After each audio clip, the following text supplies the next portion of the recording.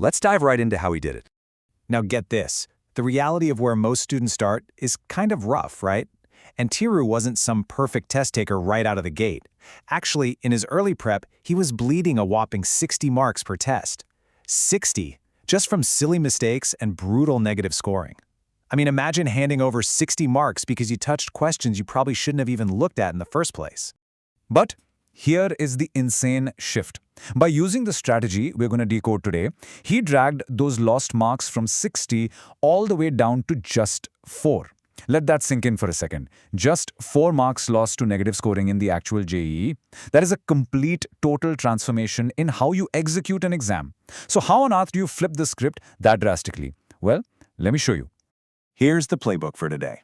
We're going to kick things off with the mindset for a 270 out of 300, then break down the selection ratio strategy, map out your round 1 subject order, master the endgame with the cycling technique, and finally, scale the whole shebang to JEE Advanced.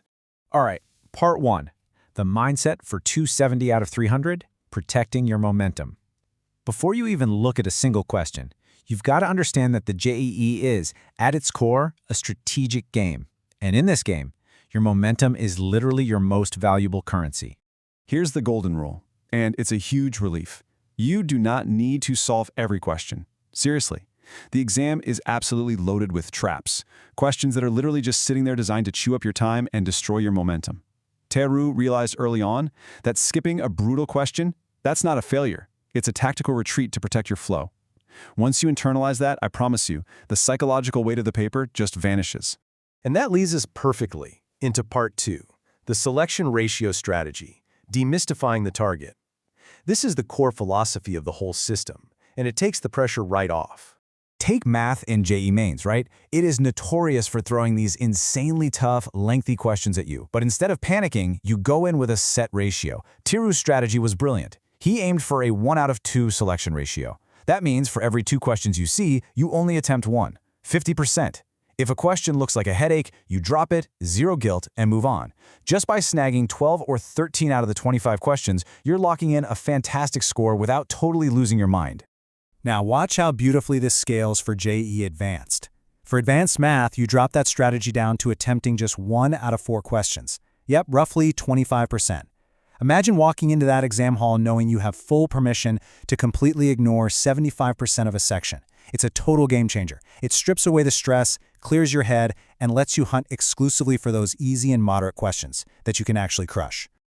Okay, so we've got the ratio. Let's step into the actual 3-hour simulation. Part 3, Round 1, Subject Order. This is exactly how you need to navigate the paper.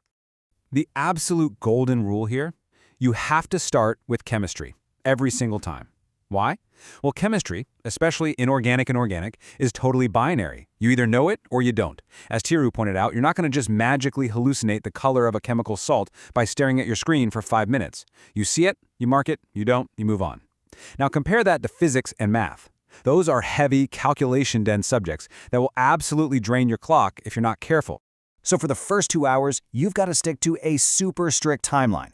Give yourself a max of 30 minutes to just sweep through those quick binary chemistry questions. Bang them out. Next, pivot to your strongest subject. For Tiru, that was physics, and spend about 45 minutes there. Then slide over to math for another 45.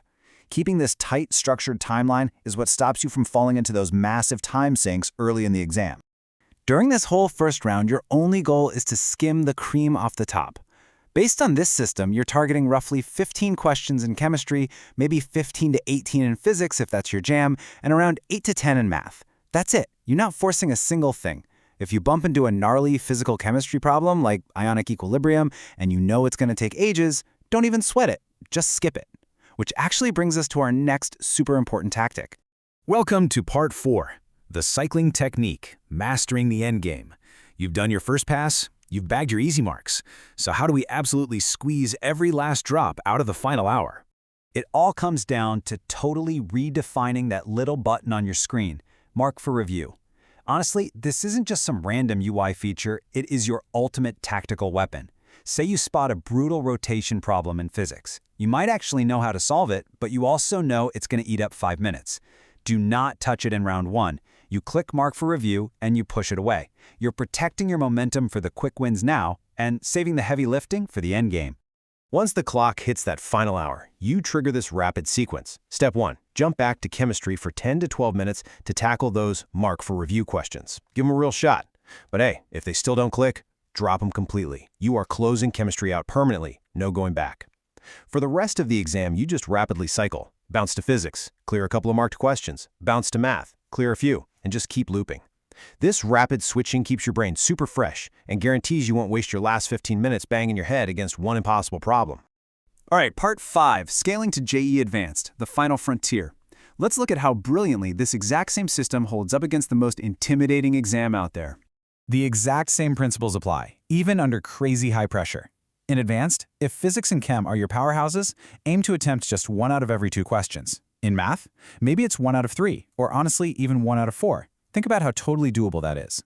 By strictly sticking to these ratios, and maybe scooping up a few multiple correct guesses along the way, you easily build your way right up to about 50% of the total marks.